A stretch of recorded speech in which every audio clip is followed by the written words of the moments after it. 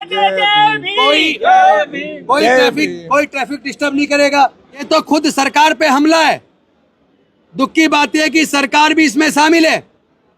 अगर मुख्य न्यायाधीश ने उसको माफ भी कर दिया, मैं पूछना चाहता हूं, क्या सुप्रीम कोर्ट पे हमले को माफ किया जा सकता है? नहीं। मीडिया को कह रहा कि मुझे तो भगवान ने कहा कि तुम चैन से कैसे सो सकते हो, और मुझे हमला करने के लिए भगवान ने बोला।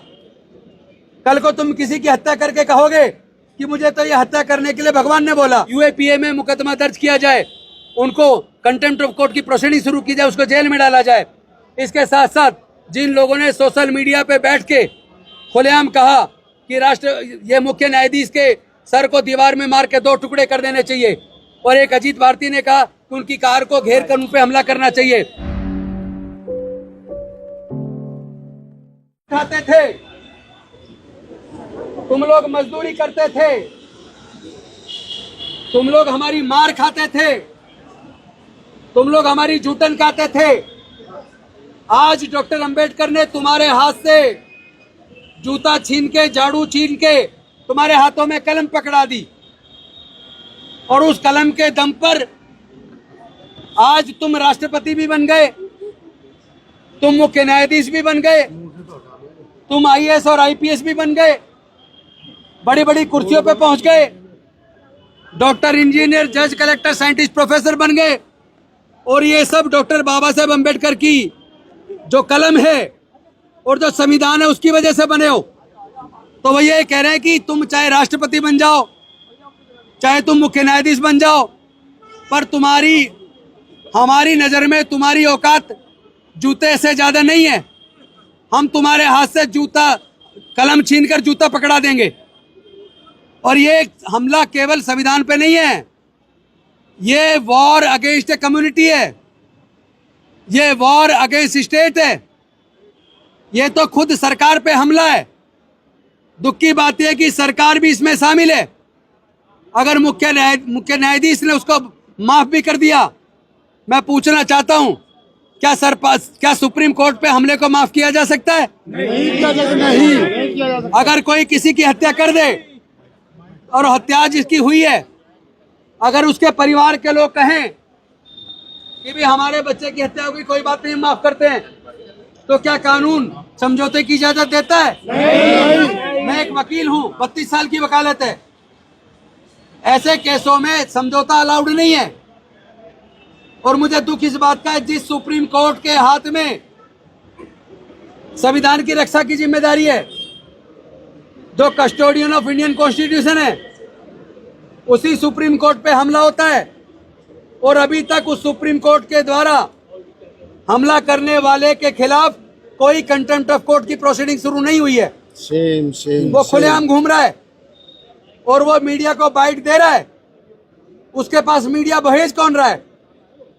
और वो मीडिया को कह रहा है कि मुझे तो भगवान ने कहा कि तुम चैन से कैसे सो सकते हो, और मुझे हमला करने के लिए भगवान ने बोला। कल को तुम किसी की हत्या करके कहोगे कि मुझे तो ये हत्या करने के लिए भगवान ने बोला। ऐसे व्यक्ति की जगह जेल में होनी चाहिए, चाहे वो कोई भी हो। आज इससे ज्यादा दुख की बात नहीं हो सकती कि हमारे समाज का कोई व्यक्ति मेहनत मशक्कत करके इंजीनियरिंग की डिग्री प्राप्त करता है, आईआईएम अहमदाबाद से एमबीए करता है, एमबीए करने के बाद मल्टीनेशनल कंपनी में 25 साल पहले 2.5 लाख रुपए की महीने की नौकरी पे जाता है। लेकिन देश की सेवा करने के लिए, चूंकि वो अम्बेडकरवादी है, दलित समाज से संबंध रखता है, वो देश की सेवा करने के लिए 2.5 लाख रुपए महीने की 25 साल पहले, जब एक आईएएस ऑफिसर की तनख्वाह 25,000 होती थी, तब वो 2.5 लाख की नौकरी छोड़कर एक आईपीएस की नौकरी ज्वाइन करता है। आईपीएस वाई पूरन कुमार, और उनकी पत्नी भी 2001 बैच की आईएएस है, अमनीत कौर। उनका साला पंजाब में एमएलए है, उनके साले की वाइफ दिल्ली के अंदर सीनियर आईपीएस है। जिस घर के अंदर 3 आईएएस, 1 आईपीएस, 1 एमएलए हो, उसके बाद भी उस आईपीएस का इतना उत्पीड़न कि वो लगातार कंप्लेंट कर रहा अपने उच्च अधिकारियों को। उसका उत्पीड़न उसका खुद का डीजीपी कर रहा है। बाकी के वरिष्ठ अधिकारी कर रहे हैं और वो कंप्लेंट ऊपर दे रहे हैं, लेकिन उसकी कंप्लेंट पे कोई कार्रवाई नहीं होती। सालों तक दंश झेलता रहता, पीड़ा झेलता रहता है और इतना प्रताड़ित हो जाता है जब उसे लगता नहीं उसको न्याय मिलेगा। उसको लगता है मैं अम्बेडकरवादी हूँ, दलित हूँ, इसलिए मेरा अत्याचार हो रहा है, शोषण हो रहा है। लेकिन एक आईपीएस होकर भी अगर मैं खुद के लिए न्याय नहीं दिलवा सकता, एक आईएएस का पति होने के बावजूद खुद के लिए न्याय नहीं ले सकता, तो फिर मैं क्या करूं। वो इतना हताश और उदास हो गया कि उसने सुसाइड कर लिया। और दुख की बात यह कि सुसाइड जिनके कारणों से हुआ, उसने लंबा नोट लिखकर सुसाइड किया। वो डाइंग डिक्लेरेशन है। मैं एक वकील हूं, ये डाइंग डिक्लेरेशन है। मरने से पहले जो उसने कहा वो डाइंग डिक्लेरेशन में आता है, उसको सच माना जाता है। कानून के अंदर यह व्यवस्था है। अनेकों जजमेंट सुप्रीम कोर्ट की हैं कि मरने से पहले व्यक्ति कभी झूठ नहीं बोलता। वो आईपीएस ऑफिसर ने मरने से पहले जो लिखा है वो सच है। उसका इतना उत्पीड़न हुआ, वो हताश और निराश होकर उसने आत्महत्या कर ली। ये आत्महत्या नहीं है, ये संस्थानिक हत्या है। जिस तरह रोहित वेमुला को प्रताड़ित किया गया, हॉस्टल से निकाल दिया, वो दुखी हो गया और उस युवा ने आत्महत्या कर ली। जिस तरह पायल तड़वी को प्रताड़ित किया गया, उसने आत्महत्या कर ली। उसी प्रकार इस आईपीएस ऑफिसर ने प्रताड़ना से दुखी होकर दुखी मन से आत्महत्या की है। और उधर उत्तर प्रदेश के अंदर जंगल राज चल रहा है। हरिओम वाल्मीकि को भीड़ ने इकट्ठे करके मार दिया। ना कोई जांच, ना पुलिस, ना न्यायालय। बीजेपी की सरकारों में न जांच की जरूरत है, न न्यायालयों की। आपको याद होगा आज की राष्ट्रपति द्रौपदी मुर्मू जी जो आदिवासी समाज से आती हैं, वो दिल्ली के होजखास के जगन्नाथ मंदिर में गई। मंदिर में उनको गर्भगृह में नहीं जाने दिया। और जब हम सब ने इस पे आवाज उठाई, भानु जी भी उधर पीछे खड़े हैं, एडवोकेट साहब, हम सब ने मिलकर आवाज उठाई, रतनलाल जी ने और जितने भी समाज के लोग हैं सब ने आवाज उठाई। तो उस ब्राह्मण ने, उस पुजारी ने एक बयान दिया। उसने कहा कि हमने राष्ट्रपति को नहीं बुलाया, हम जिसको वर्ण करते केवल उसको मंदिर में जाने देते हैं। एक आदिवासी राष्ट्रपति को मंदिर में नहीं जाने दिया। इससे पहले रामनाथ कोविंद, एक दलित राष्ट्रपति, उनको भी मंदिर में नहीं जाने दिया। तो मैं पूछना चाहता हूं, क्या दलित समाज हिंदू नहीं है? मुझे तो लगता है इनके वर्ण व्यवस्था के हिसाब से हम हिंदू नहीं है, इनके मनुस्मृति के हिसाब से अछूत हिंदू नहीं है। इसीलिए हमारा रोज आए दिन प्रताड़ना हो रही है, गला छूने पर हत्या हो रही है, मूछ रखने पर हत्या हो रही है, खुलेआम हमारी बहन बेटी की इज्जत लूट के, सामूहिक बलात्कार करके उसकी हत्या कर दी जा रही है। हमारे सुप्रीम कोर्ट के चीफ जस्टिस पे जूता फेंका जा रहा है। तो हमारे आईएएस आईपीएस सुरक्षित नहीं है, आत्महत्या कर रहे हैं, हमारे छात्र आत्महत्या कर रहे हैं। तो मैं पूछना चाहता हूं साथियों, क्या इस सामाजिक न्याय की लड़ाई को, इस देश के संविधान को बचाने की लड़ाई को, अपनी बहन बेटे की अस्मिता की लड़ाई को, अपने समाज के स्वाभिमान की लड़ाई को हमें लड़ना चाहिए कि नहीं लड़ना चाहिए?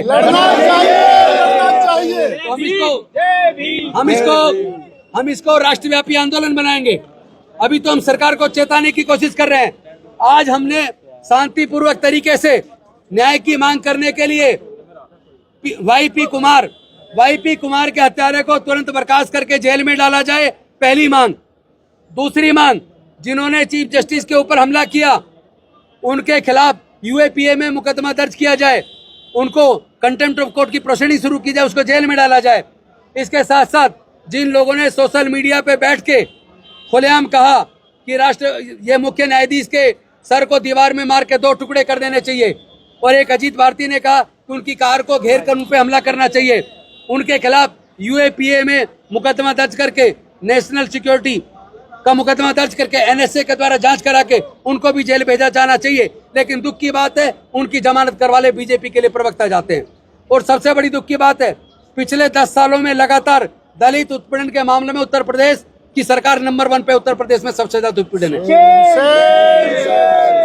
एनसीआरबी का डाटा बताता है, अकेले उत्तर प्रदेश के अंदर पूरे देश के होने वाले दलित उत्पीड़न का 26.2% दलित उत्पीड़न के केस अकेले उत्तर प्रदेश में हो रहे हैं। और पूरे देश में जो दलितों के उत्पीड़न है उसका 72% उत्पीड़न के केस 5 बीजेपी शासित राज्यों में है। एक उत्तर प्रदेश, राजस्थान, मध्य प्रदेश, महाराष्ट्र, बिहार।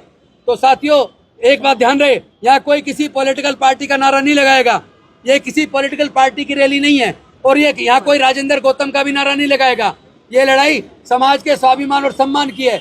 नारा लगाना है तो डॉक्टर बाबा साहब अम्बेडकर का लगाना है, नारा लगाना है तो संविधान की रक्षा करना है। जय भीम। अब मैं निवेदन करूंगा, हम लोग सही अब से 10 मिनट बाद 2 लाइन बना के यहाँ से चलेंगे और बहुत शांतिपूर्वक तरीके से चलेंगे।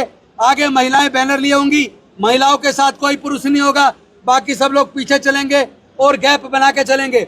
मीडिया के फोटो के चक्कर में एक दूसरे का धक्का मुक्की जो मैं देखता हूँ अक्सर कि हमारा फोटो आ जाए, अरे फोटो आए ना आए, समाज की इज्जत बचनी चाहिए, समाज का सम्मान बचना चाहिए। मैं आपसे उम्मीद करता हूँ कोई ट्रैफिक डिस्टर्ब नहीं करेगा, कोई एम्बुलेंस को रास्ता नहीं रोकेगा, कोई संविधान के खिलाफ काम नहीं करेगा। दो लाइन बना के शांतिपूर्वक तरीके से हाथों में तख्ते लिए नारे लगाते जाएंगे। और हम लोग, हमारी लड़ाई पुलिस से नहीं है, हमारी लड़ाई अन्याय के खिलाफ है, हमारी लड़ाई संविधान को बचाने की है, हमारी लड़ाई वाईपी कुमार को न्याय दिलाने की है, हमारी लड़ाई देश के संविधान पे होने वाले हमले के खिलाफ है, हमारी लड़ाई मुख्य न्यायाधीश के ऊपर होने वाले हमले के खिलाफ है। इसलिए शासन से लड़ाई नहीं है, लड़ाई देश के दुश्मनों से है, लड़ाई जातिवादी आतंकवादियों से है, जो लोग हिंदू के नाम पे, भगवान के नाम पर दलितों की हत्या कर रहे हैं, दलितों पे हमले कर रहे हैं। हम उनको जातिवादी आतंकवादी करार देते हैं और उनके खिलाफ लड़ाई मजबूती से लड़ेंगे। खबरों में बने रहने के लिए फोरम 4 को सब्सक्राइब करें और नोटिफिकेशन पाने के लिए बेल आइकन दबाएं।